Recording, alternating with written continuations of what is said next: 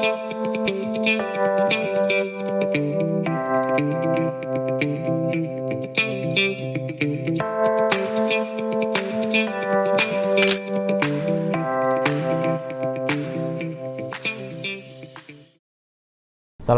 warahmatullahi wabarakatuh. Selamat siang, salam sejahtera untuk kita semua. Perkenalkan, nama saya Irwan Novianto, salah satu dosen di Fakultas Teknologi Informasi, Program Studi Teknik Elektro Universitas Nahdlatul Ulama Yogyakarta. Perkenankan saya kali ini untuk menjelaskan mata kuliah yang saya ampu pada semester 4, yaitu mata kuliah Sistem Tertanam dengan metode DIA atau Delivery, Interaction, and Assessment. Video ini dibuat dengan tujuan untuk memenuhi salah satu prasyarat sertifikasi dosen tahun 2025, yaitu pernyataan diri dosen dalam unjuk kerja Tridharma, perguruan tinggi atau PDD UKT-PT, khususnya di aspek pengajaran. Saya akan memulai untuk menjelaskan deskripsi dan informasi umum dari mata kuliah Sistem Tertanam.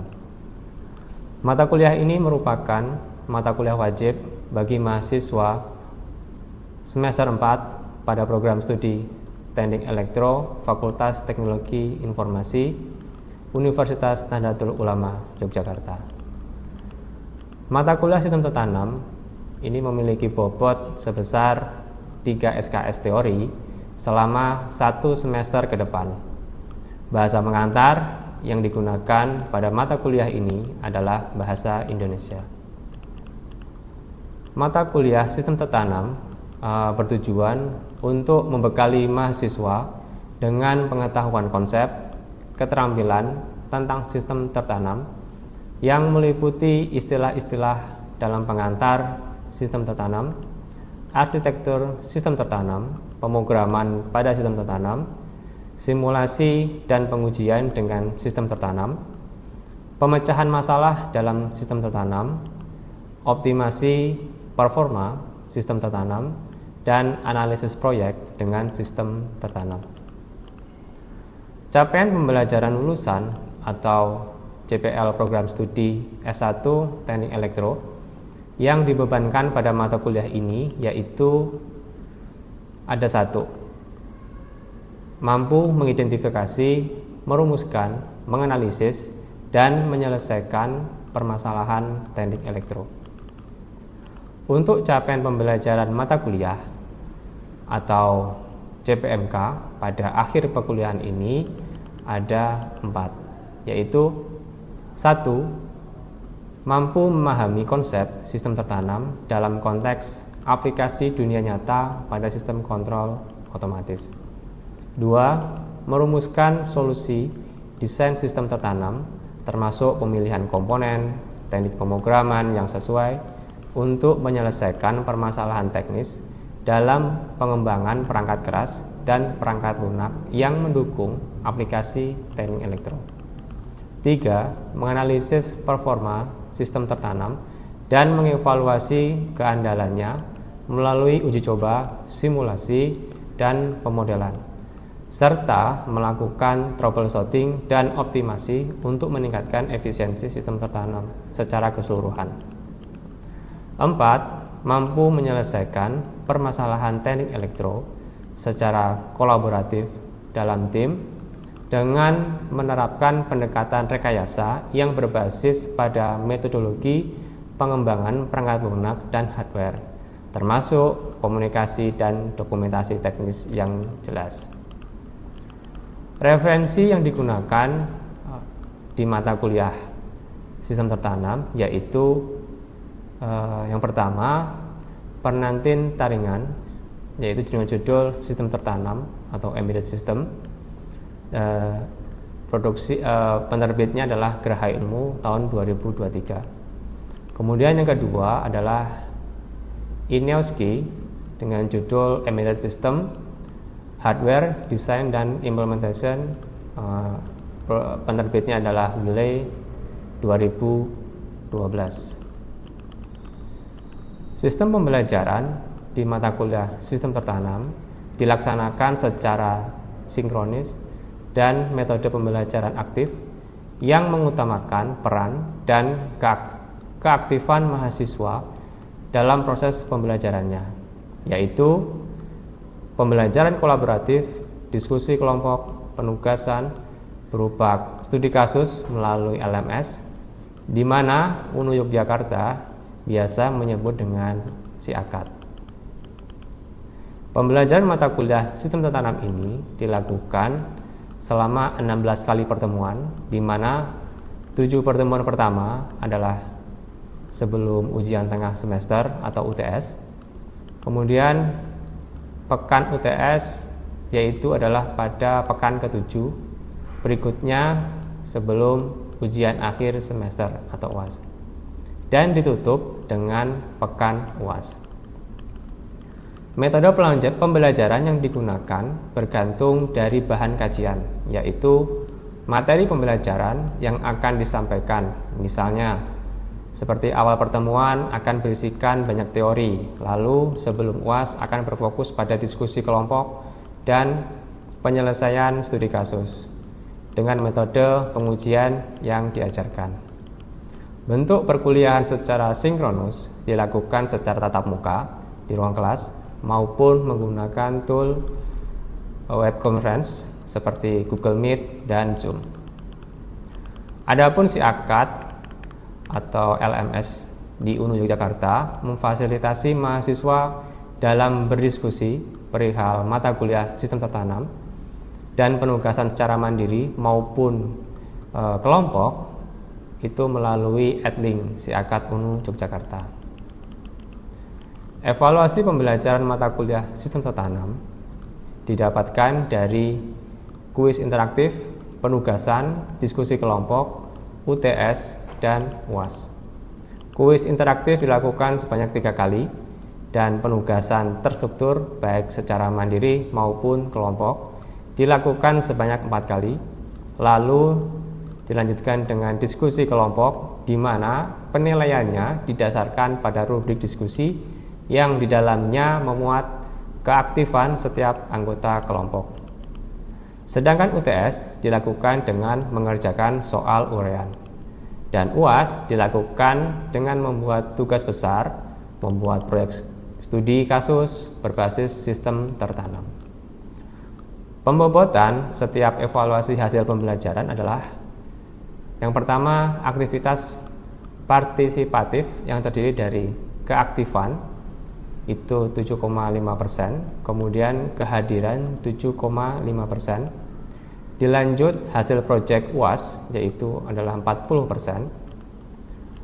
Yang kedua, untuk kognitif yaitu skill based assessment atau SBA meliputi UTS 15%, UAS 20%, tugas 10%. Jika ditotal menjadi 100%. Demikian informasi yang bisa saya sampaikan mengenai mata kuliah sistem tertanam untuk mahasiswa program studi S1 Teknik Elektro, Fakultas Teknologi Informasi, Universitas Nahdlatul Ulama Yogyakarta. Berikut merupakan cuplikan dari proses pembelajaran yang saya laksanakan secara sinkronus atau tatap muka di ruang kelas. Selamat menyaksikan. Assalamualaikum warahmatullahi wabarakatuh. Waalaikumsalam warahmatullahi wabarakatuh. Oke, selamat siang teman-teman. Siang, Pak.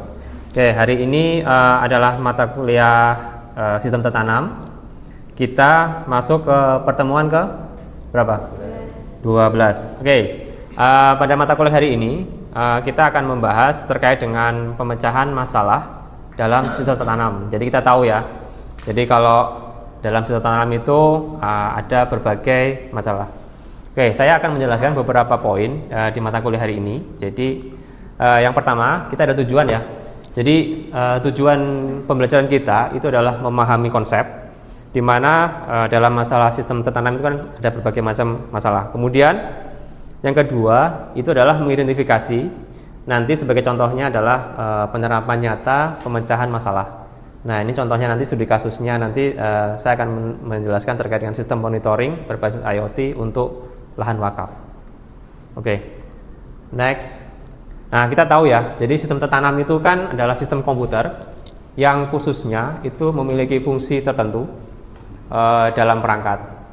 Kemudian seiring digunakan dalam perangkat otomasi, contohnya misalnya robotika, IoT, gitu ya, industri kendaraan dan lain-lain. Nah, itu sistem tertanam itu erat banget dengan penggunaan di dalam sistem otomasi. Kemudian di sini juga muncul tantangan, yaitu adalah yang pertama itu terkait dengan keterbatasan daya, kemudian ukuran, kapasitas komputasi, dan kebutuhan real time. Kita tahu ya, jadi kalau sistem tertanam itu sangat terbatas dengan kapasitas prosesornya maupun dari memorinya. Kemudian, nah ini ya, kita tahu ada beberapa masalah umum. Jadi yang pertama itu terkait dengan konsumsi daya. Jadi konsumsi daya itu sangat krusial banget. Jadi harus benar-benar kita memperhatikan seberapa sih konsumsi daya yang dipakai di dalam sistem kita. Kemudian latensi tinggi. Jadi di sini ada waktu tanggap. Biasanya akan ada delay yang mempengaruhi baik dari sensor maupun sampai ke prosesornya. Kemudian berikutnya ada interupsi atau kegagalan sensor. Nah, ini biasanya umum terjadi, ada malfunction di sensornya kayak gitu. Akan muncul terjadi interupsi. Kemudian berikutnya ada kesalahan input dan output. Di sini akan muncul berbagai masalah juga. Misalnya dari inputnya mungkin dari sensornya, outputannya nanti dari keluarannya mungkin tampilannya bermasalah atau muncul anomali di situ kayak gitu. Nah, itu juga menyebabkan. Kemudian sulitnya pembaruan sistem. Nah, kita tahu ya, jadi kalau dalam sistem tertanam itu kan dari software kita develop gitu ya, kemudian kita upload, nanti kita masukkan ke dalam memorinya yang ada di dalam microcontrollernya. Nah, itu biasanya itu. Jadi setiap kali kita pembaharuan, kita harus melakukan upload ulang. Kira-kira seperti itu. Kemudian biaya dan ukuran sistem. Nah, ini kalau biaya kan pasti kan microcontroller kan murah nih ya dibanding dengan microprosesor. Kemudian dari sisi ukurannya. Nah, biasanya semakin kompleks suatu sistem yang kita akan buat, biasanya itu akan terjadi ini ya. Jadi kapasitasnya akan sangat-sangat tinggi gitu loh. Apalagi kalau teman-teman misalnya membuat sistem yang berbagai macam sensor kayak gitu ya. Nah, itu efeknya juga akan semakin banyak komputasi yang akan diproses di dalamnya. Nah, berarti kita harus cermat juga untuk mengakalinya. Next. Nah, ini ada beberapa poin pendekatan pemecahan masalah. Jadi yang pertama ini adalah perancangan berbasis kebutuhan. Jadi di dalam teman-teman misalnya merancang suatu sistem menggunakan sistem tertanam atau embedded system, itu dalam sisi perancangan itu sangat krusial banget. Jadi berapa sensornya, kemudian berapa outputannya nanti seperti apa, itu kan mempengaruhi jumlah memori juga yang ada di dalamnya. Nah, berarti di sini perancangan sangat krusial banget. Kemudian pemilihan sensor dan aktuator, kalau misalnya butuh aktuator gitu ya. Nah, itu perlu disesuaikan. Kadang ada beberapa beberapa sensor itu yang membutuhkan alokasi memori yang tinggi. Misalnya kayak sensor-sensor yang di dalamnya itu satu sensor tapi dia bisa mengeluarkan berbagai multi data. Nah, itu juga perlu kita juga perhatikan seperti itu. Kemudian di sini perancangan algoritma efisien. Nah, ini salah satu contohnya adalah FSM.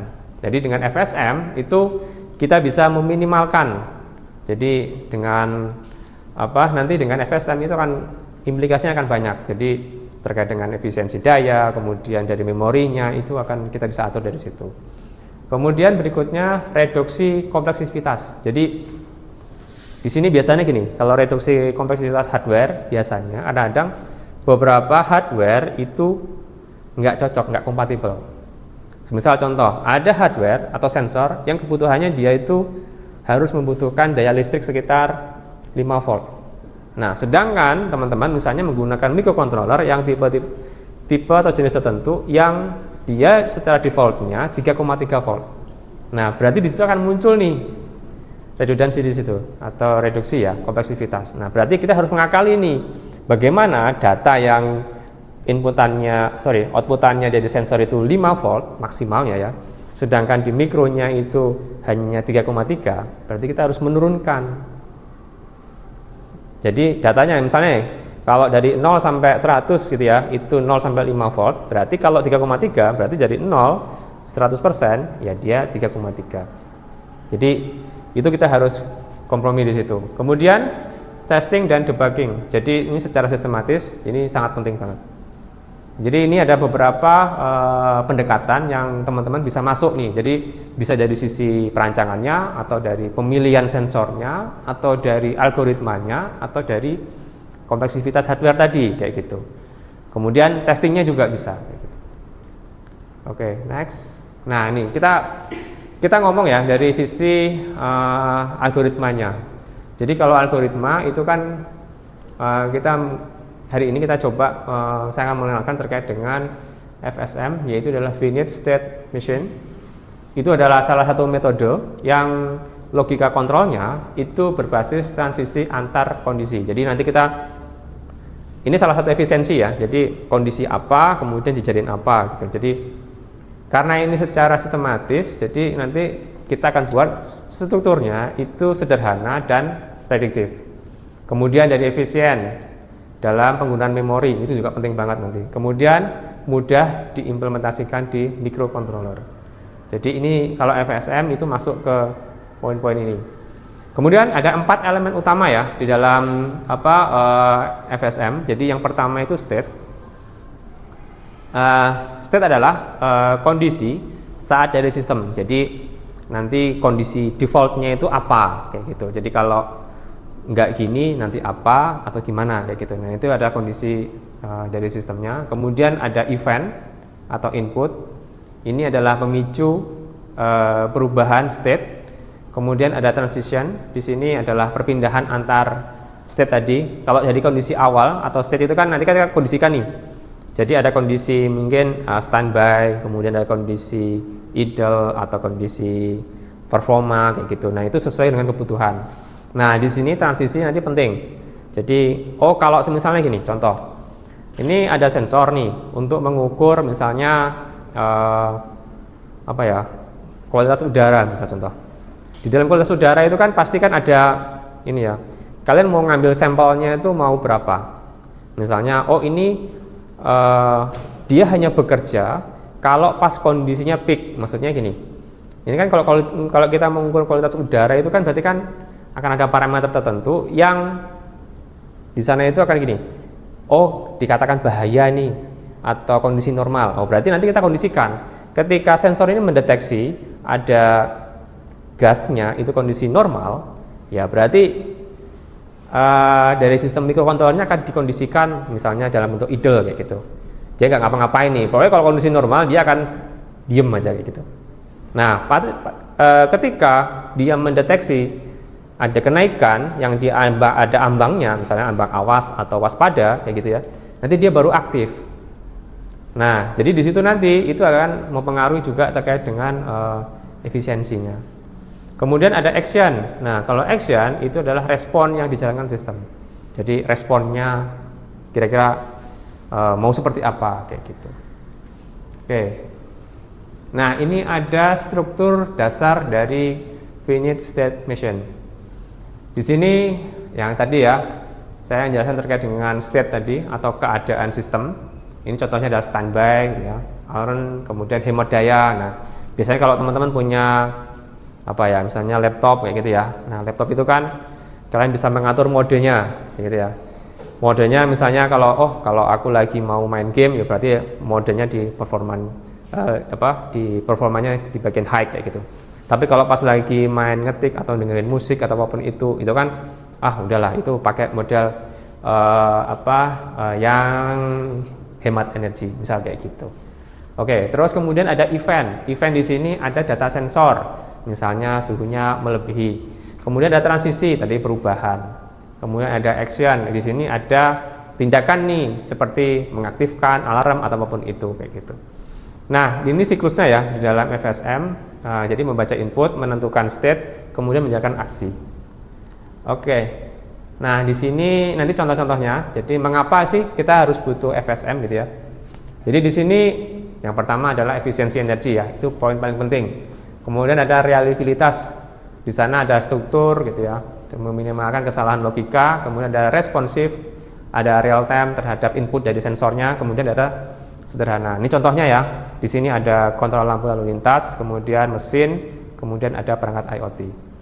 Oke, nah ini saya akan nanti menjelaskan ya teman-teman. Jadi ini salah satu contoh riset saya dengan beberapa dosen di Fakultas Teknik Informasi UNU Yogyakarta. Ini contoh penelitian terkait dengan monitoring lahan. Ini jurnal penelitian kami itu publish di jurnal Journal of Computer System Informatics, itu terakreditasi nasional Sinta 5. Nah, ini judulnya adalah integrasi IoT pada lahan wakaf sebagai media monitoring dan alerting pada tumbuh kembang bibit pohon mahoni. Nah, ini kami masalahnya itu adalah terkait dengan lingkungan ya. Jadi selama ini itu ya kita tahu lah di Indonesia itu banyak pohon yang penebangan pohon liar ya gitu kan, dan efeknya itu kan masif banget. Kayak mungkin di Sumatera, Kalimantan itu kan terjadi pembakaran liar itu luar biasa. Nah, ini terjadi penurunan drastis ya dari sistem. Kemudian upaya apa sih yang mau kita lakukan? Nah, kita di sini kita membuat alat untuk memonitoring lahan wakafnya kayak gitu. Oke, nah di sini FSM pada monitoring lahan wakaf ini ada 4 action yang di dalam sistemnya. Itu adalah state atau kondisi. Di sini ada standby, kemudian hemat daya, kemudian ada event, kemudian ada sensornya, ada normal atau abnormal, kemudian ada transisi, perpindahan, kemudian ada action. Nah, actionnya itu adalah menampilkan data, mematikan layarnya, gitu kan, atau menghidupkan kembali. Oke, mungkin ini dulu teman-teman. Mungkin kalau ada pertanyaan, silakan. Oke, gimana Mas? Kan saya ada project terkait pirolisis ya. Oke, monitoring udara. Nah, itu ada beberapa sensor juga kayak CO sama VOC. Kira-kira metode FSM ini jika dimasukkan ke situ, stepnya gimana? Oke, nah menarik nih. Nah ini juga cocok ya dengan kebetulan riset saya juga terkait dengan monitoring wakaf wakaf. Mungkin biar detailnya nanti akan saya jelaskan, langsung menunjukkan alatnya aja. Oke, saya akan menunjukkan alat saya yang penelitian terkait dengan wakaf. Jadi, nah ini contohnya ya. Jadi ini ada miniaturnya aja. Jadi di sini terdapat panel surya, kemudian nanti ada sensornya di dalam sini, kemudian kita tampilkan di sini. Nah ini fungsi utamanya adalah nanti untuk memonitoring udara. Jadi di udara ini partikelnya berapa, kandungan CO-nya berapa, O2-nya berapa, nanti bisa termonitor. Nah, jadi ini saya nyalain dulu. Oke.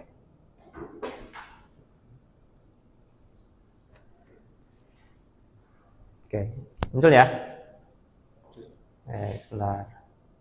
Nah, ini contohnya. Sebentar, ini ada sensornya. Jadi di sini saya ada menampilkan sensor CO2, kondisi di sini. Kemudian ada sensor O2. Kemudian ini baris pertama ya. Baris pertama yang sebelah kiri itu adalah yang atas adalah CO2. Kemudian ini sebelah kanan adalah O2-nya.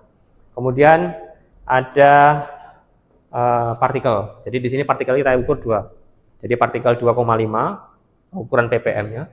Kemudian 1 ppm. Kemudian ada suhu dan kelembapan. Jadi suhu di sini berapa? Nah, di sini kebetulan munculnya suhunya 22, kelembapan di sini 50%. 50% koma sekian lah. Jadi cukup. Kemudian dari CO2-nya ini 497. Jadi sebenarnya masih ambang masih normal ya. Kemudian suhunya untuk O2-nya itu 20%. Nah, kita tahu ya secara kalau kalian teman-teman belajar dulu fisika gitu ya. Berapa sih jumlah volume gas di bumi ini gitu ya. Nah, itu kan kandungan O2 itu kan 20%. Nah, ini cukup valid intinya seperti itu. Oke. Nah, ini akan saya bongkar ya. Ini saya matiin, kemudian saya bongkar di dalamnya isinya apa aja sih kayak gitu. Nah, kira-kira seperti ini. Nah, ini teman-teman bisa tahu ya. Jadi di sini ada LCD-nya untuk menampilkan. Kemudian di dalamnya itu ada beberapa sensor nih. Nah, di sini yang bagian bawah itu adalah sensor PM2,5. Di sini bisa mendeteksi dari PM2,5 1 sama 10. Jadi ini cukup, ini untuk mengukur partikel intinya seperti itu. Kemudian yang atas itu adalah sensor CO2. Jadi ini berbasis inframerah gitu ya. Jadi udara yang masuk ke sini di sini akan ditangkap sama inframerahnya, kemudian akan diolah datanya. Kemudian ada sensor ini O2, ya, sensor oksigen. Nah ini fungsinya untuk mengukur tadi jumlah udara yang ada di oksigennya ada di sini. Kemudian ada sensor suhu dan kelembapan, kita menggunakan BMP 280. Nah, di sini fungsinya untuk mengukur. Nah, tadi Mas Rio bertanya nih ya, bisa nggak sih Pak kalau penerapannya itu diterapin di sistem FSM gitu ya? Sangat bisa sekali. Jadi kalau di pirolisis itu kan ada filternya ya Mas ya, berarti. Nah, ada filter, kemudian ada sebelum filter sama sesudah filter. Berarti kan nanti sensornya Mas bisa pakai yang sensor partikel terutama kan. Kan pasti kan kalau pirolisis kan pembakaran kan pasti ada gas-gasnya, kemudian ada partikelnya nih pasti. Meskipun di situ ada proses istilahnya kayak akan dirubah menjadi cairan ya itu ya. Nah, tetapi di sini nanti Mas bisa menerapkan sebenarnya itu teknologi ini juga ke dalam pirolisis. Jadi yang dipakai apa? Ya mungkin ini semua sensor ini saya kepakai semua nih. Mulai dari sensor PM2,5-nya, kemudian CO2, mungkin O2-nya mungkin nggak terlalu signifikan ya. Berarti kalau pembakaran sampah itu kan pasti kan O2-nya pasti akan rendah nih. Yang paling tinggi kan CO2, kemudian ada mungkin suhu dan kelembapan mungkin nggak pakai, mungkin suhu. Mungkin juga ditambah dengan sensor gas-gas yang lain, misalnya kayak gas nitrit ataupun gas klorin yang berbahaya, atau mungkin gas karbon, gas CO. Nah, itu juga gitu. Mungkin kira-kira bisa menjawab seperti itu. Oke, ada pertanyaan lagi? Cukup ya? Oke, terima kasih teman-teman. Mungkin ada pertanyaan lagi? Cukup ya? Oke. Sebagai penutup pertemuan kita ke-12 mata kuliah sistem tertanam, alangkah kita lebih bagusnya kalau kita tutup dengan doa kafaratul majelis. Kita mulai ya. Bismillahirrahmanirrahim. Subhanakallahumma wa bihamdika wa asyhadu alla ilaha illa anta wa astaghfiruka wa atubu ilaik. Terima kasih teman-teman, sampai ketemu lagi minggu depan di mata kuliah sistem tertanam di topik selanjutnya. Saya akhiri, wabillahi taufik wal hidayah. Wassalamualaikum warahmatullahi wabarakatuh. Waalaikumsalam.